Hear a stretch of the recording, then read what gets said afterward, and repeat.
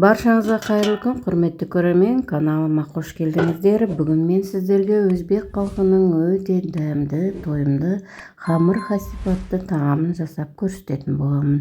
Ал енді мынау нанға жағып немесе осындай тағамдарға жағып жейтін приправа менің каналымда бар, қарап көрсеңіздер болады. Алдымен біз қамырымызды илеп аламыз. Суымызға дәміне қарай тұзымызды салып, және бір жұмыртқамызды салып, жақсылап бір араластырып жіберетін боламыз. Жұмыртқамыз жақсылап араласып болғаннан кейін, осылай сұйықтығымызды алдын ала илеп алған ұнымыздың шетінен құя отыра, орташа қаттылықта қамыр илейтін боламыз. Осы қамырға қанша ұн, қанша су, тұз кеткенін барлық жазып қоямын.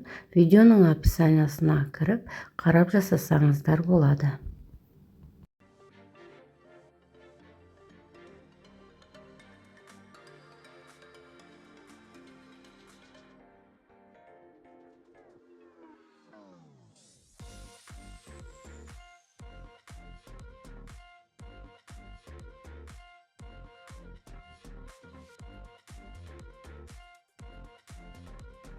Міне қамырымызды илеп алдық. Енді осы қамырымызды теңдей екі бөлікке бөліп, бір басып жіберіп алғаннан кейін салафанға салып, енін әбден қандыратын боламыз. Арасында бір-екі рет басып, әбден енін қандырғандарыңыз жөн болады.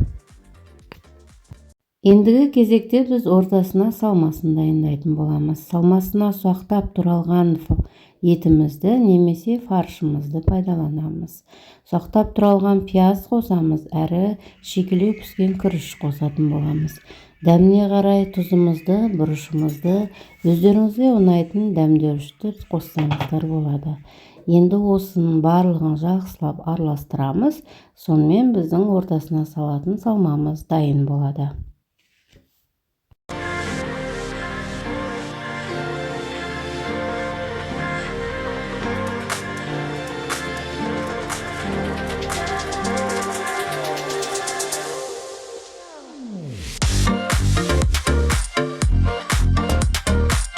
Міне осылай салмамызды дайындап алғаннан кейін қамыр жаюға кірісетін боламыз.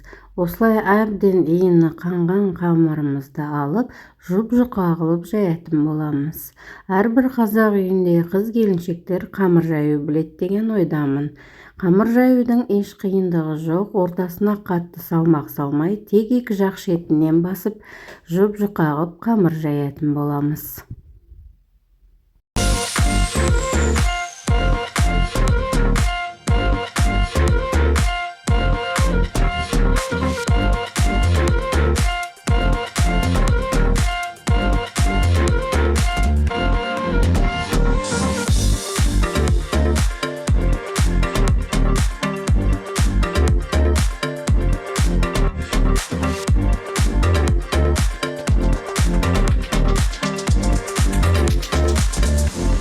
Міне енді осы жұп-жұқа қылып жайып алған қамырымызды мантыға кескендей қылып кесетін боламыз.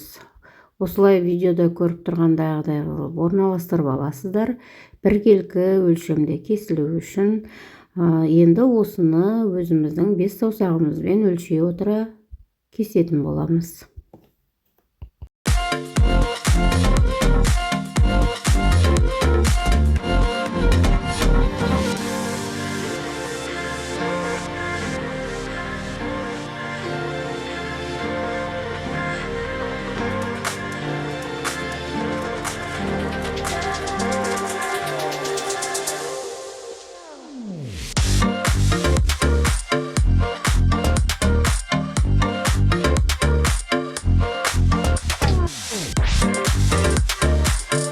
Міне осылай жұп-жұқа қылып жайып алған қамырымызды біркелкі қылып кесіп алғаннан кейін, алдын ала дайындап қойған салмамызды осылай қолымызбен біраз қасықтай алып формалап алатын боламыз. Сол кезде салған салмаларымыз ешқайда шашырамай жақсы оралатын болады.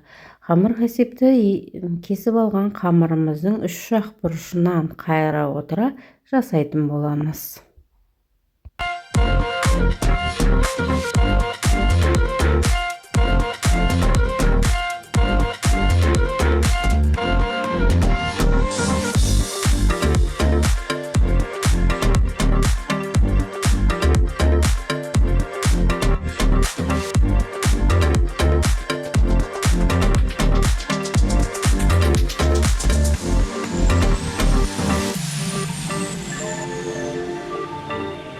Міне осылай барлық қамыр хасимызды орап дайындап алғаннан кейін мантабаркымызды бірлет майлап жібереміз де қамыр хасиптерімізді бір-біріне жақын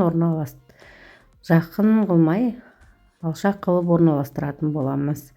Енді осының үстіне қамырымызды тағы бір қабат майлап жіберсеңіздер, өте жақсы қамырымыз кеппей пісетін болады. Алдын ала қайнап ысып тұрған суымызға қойып 45 минуттай пісіріп алатын боламыз.